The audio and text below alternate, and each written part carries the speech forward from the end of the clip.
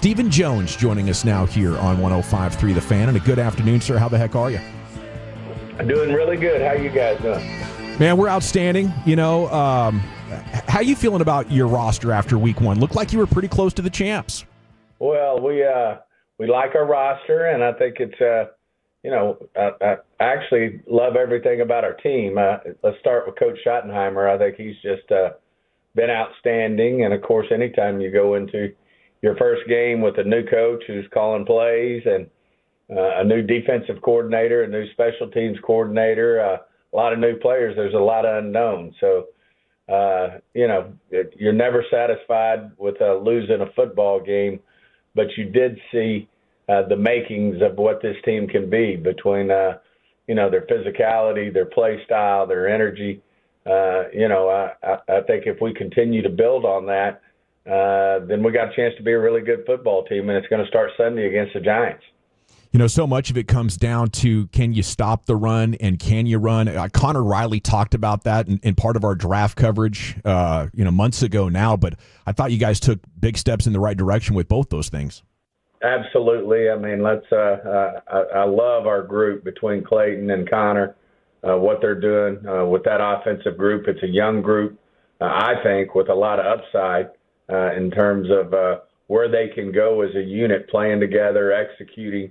I think it's all in front of them. And obviously between Tyler Guyton, between Tyler Booker and BB, you're talking about guys with less than 2 years of experience. And Booker, obviously a rookie. I think as they continue to work together, they're only going to get better. And I like the depth in the line and, feel good in general about the direction with their leadership. You guys had Jadeveon Clowny in earlier this week. How was that visit, and is the door closed on that, or is that potentially something we could circle back to and get added to the roster? Absolutely, it's open. We had a great visit with him. He wanted to come in and see what we're about. Obviously, he's the true ultimate veteran, and I think that was a get-to-know-you session. He wanted to get to know what our organization's about, Coach Schottenheimer and his staff, and Coach Whitecotton and Flus.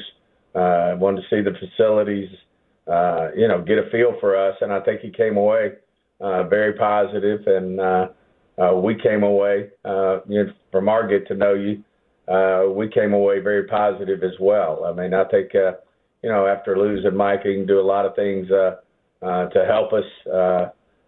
We lost him, but as you mentioned, in terms of running the ball, I thought we did a great job running it, and then stopping the run was the big thing.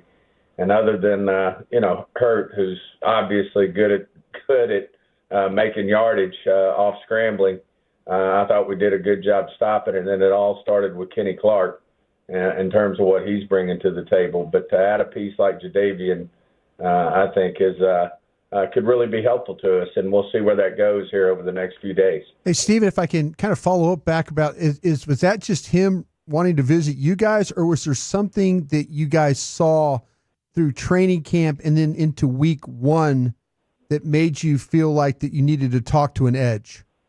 I just felt like, after we as an organization felt like, anytime you lose a piece like Micah, and don't replace it right away, we certainly added to the interior with Kenny, but we're obviously missing something there on the outside. We felt like that was a strength, in spite of the fact we're losing Micah with the group we have there. But when you have the opportunity to bring a guy in like him, and we did a lot of film work on him, leading up to this, and really felt like he can bring something that can be very helpful to us. I think he's very disruptive.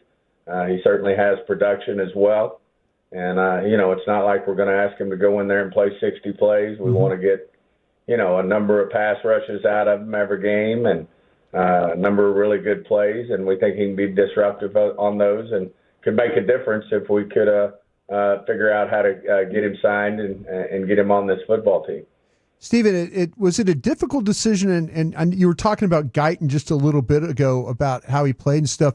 Was it a difficult decision for you guys with Guyton not having a lot of preseason work and Nate Thomas having a pretty darn good camp? Was it pretty difficult to have to make that decision on who started left tackle against the Eagles? Well, that's a great problem to have, and I 1,000% agree. Nate Thomas had one hell of a camp, and that's what you hope happens when you want a young guy, especially, step up like Nate did what he did. But at the same time, Guyton was having such a special camp and like what he does. But everybody between Steele and Guyton, they need to do their job every week because Nate Thomas is ready to play. He's prepared to play. And as I said, not only do I like her starting five, I love her depth. And, between TJ and, obviously Nate Thomas and Hoffman there at the center position. And then, the other depth we have, Adeniji and that crew. I just like the whole group. Stephen, you opened the door for me. I'm going to walk through it. How about with Steele? Could we see Nate Thomas maybe working at some right tackle? That give you really a power piece over on that right side. Yeah, I think, at the end of the day, that's what we want to do with Nate. We want him to be our swing tackle and put pressure on the guys who are starting and, to just continue to get better and play. Now, same time, I think Tyler Guyton and Terrence Steele are up for a challenge. Sure. And they're not going to back down, and that's what we like about both of them. And that's why I like our offensive line group as a whole. And but I do think Thomas is going to put pressure on both guys as far as that goes. And certainly the idea is that he could swing at either tackle. Stephen, what does a guy like Jaden Blue need to do in order to earn his way onto the game day roster? Well, he started with a great week of practice. That's where it starts. And, unfortunately, he missed a lot of camp. And when you're a rookie, that's difficult, when you miss, some serious time in camp. Is getting your hands around and getting the coaches confident you can execute. But I think he answered the bell this week, and I think he's got an opportunity to be somebody who can really bring some juice to our offense and be somebody that can really help us. And I don't know if it's going to be this week, but if not this week, I'm sure he's going to be pushing. And the other thing he can bring is some juice to our special teams group as well. So we're fired up about that and what he can do for us. How much did Kenny Clark change fundamentally who the Cowboys are on defense? Well, I think he just makes – anytime you bring a Pro Bowl-type player, which he is, and an all-pro type player for that matter, and what he brings to the room, the locker room, but also the defensive line front in there with Solomon Thomas, that was a big piece for us. Everybody says, well, could you have had another pick or two? What we were wanting was that interior piece, and that was a big part of that trade. And when we got – to get him along with the 2 ones, which were a big part of the trade, that really kind of made our decision for us, and he's going to make a difference all year. How about the freaking legs on that guy? Oh, the guy's built for action. He's built for the interior line in the NFL, which we all know is not for the faint-hearted. That's where, as Jerry likes to say, that's where real football is. That stuff around the edges with the skill guys, it's a whole different sport than what those interior guys do inside.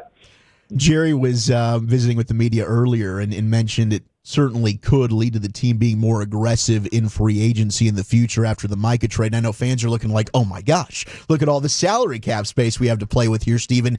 Do you envision that also being the case moving forward, or do you guys kind of have this stuff earmarked so far in the future where, hey, we got X, Y, and Z we also need to pay? Well, it's already starting to happen with Bland, and I see it as a combination. I see it as obviously you feel great about getting Bland done. It's obviously been out there that we're working on Tyler Smith. You see a Lepke, which would have been a casualty if you're having to put as many resources as it takes to sign the top guys in the league. It lets you look at it. Improving your unit, Jadeveon Clowny. And that's why I think when Jerry says, you're talking about trading one guy who is elite, no one should ever underestimate the fact that we didn't understand that Mike is elite. I mean, he is. But when you start comparing one player to 5, 6 players and what that is, then that starts to make more sense in terms of what we're looking at. But obviously, if you had Micah, you wouldn't be looking at Clowny right now. Obviously, we get a great piece inside, and in Clark. So, it's starting to add up already. What happens when while you're talking about multiple players versus one player. Watching the game last night in Green Bay in Week 1, it seems like if the Packers did go on a Super Bowl run, the Cowboys might be the most mentioned team of that game as well. Well, that's what comes with it, and we understand that. And like I said, certainly Mike is a great football player, and we knew that when we made the deal. But that's part of the business we're in, and we understand that. Is he firing guys up over there with how he's talking and dancing? And he's got a lot to say, doesn't he? Well, we'll let Micah be Micah. We got to worry about the Dallas Cowboys, and it starts Sunday against the Giants. I like it. Stephen Jones here with you on 105.3 The Fan. Is it a difficult negotiation potentially with Clowny because of his age and injury history and what he's been paid in the past? Well, all those things are just a part of any negotiation. It's the full body of work's looked at when you decide to pay a player, and with that comes, age, injury. With that comes how disruptive and productive a player is. Those are all things that get factored into where you ultimately come up with a number. What would you say is probably the biggest misconception that we have from the outside looking in when it comes to these contract talks? I think just I think the biggest is you can't just flip a switch and think the deal gets done. And they're doing in their mind they have a process they go through, and there's agents who want to be really slow to trigger and believe that, hey, if I don't get a deal this year, waiting another year, as long as my guy, doesn't have something catastrophic type injury or something, they're right. Usually the number goes up, and they're just not. They're certainly not intentional to get in there and get something done. And obviously, the bigger the contracts, which we've been through lately, between probably like no other team, between having two of the top non-quarterback players in the NFL and Dak, those things have a lot of moving parts to it. And I'd say that's probably the biggest thing I hear or see out there, that people just think you can say, okay, we're going to get this contract done today. That's just not how it works anymore. And there's a lot of moving parts to it. And, the timing's got to be right. And, sometimes that takes, time to get things done. Stephen, we all sit there every week and watch Brandon Aubrey make field goals from the middle of the field, the logo, all day. And I was just wondering, there's not a great history of kickers and negotiations and stuff. Is there something you go off of? Do you have an idea? It seems like a really difficult position to have to pay because of the unknown. Well, I think the biggest thing is these kickers keep getting better and better, the pool of them. I mean, they're very accurate. They're very good at what they do. More and more, they have most of them have great leg strength, and but there's always differentiators. Certainly, no doubt that our guy has performed as good as anyone in this business over the last 2 or 3 years, and there's certainly precedent for those who perform at high levels, and then there's the next level down, and believe me, you get into the finite detail of this stuff, and it's certain. Then you got to decide, is that worth it to pay a premium, for analytically, more yardage, percentage, all the things that would go into a kicker, and those are all things that we'll evaluate when it comes to our kicker. All right, Stephen, how nervous should we be about this Deron Bland injury? I feel like we're snake bitten here. We can't get him and Bland out there. I really do think we're going to be fine. You hate it when any injury happens, but it was a freak injury in terms of, how he did it. But we feel really good that it's going to be of the short end of the stick in terms of how much time we'll miss. Hopefully not more than a couple games. Obviously, that's a next man up situation. What makes Reddy Stewart the guy over, say, Zion Childress? I think it's just, he's done it. He's been with Flus, and, that's where they're comfortable right now.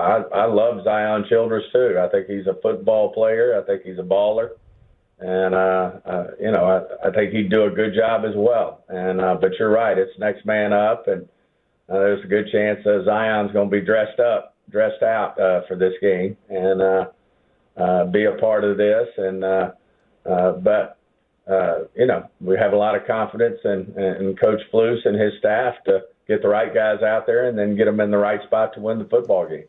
All right, Stephen, I got to, before we let you go, I got to give you some props, and I got to eat some crow because at camp I said I didn't think you guys would ever let go of a star player, and the agents were exploiting that, and you said I was about 90% wrong, and I believe you guys showed what you had a couple of weeks ago there.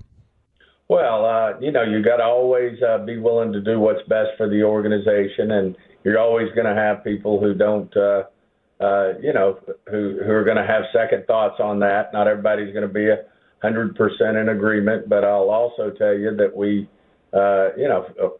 spent a lot of time on this, and it evolved over time, and it was full body of work, and we felt like we did the best thing for our organization, and wish Micah nothing but the best. Cowboys Giants Sunday at noon. Give him hell, Stephen. We'll be pulling for you. Thanks a lot, guys. Take there he care. goes.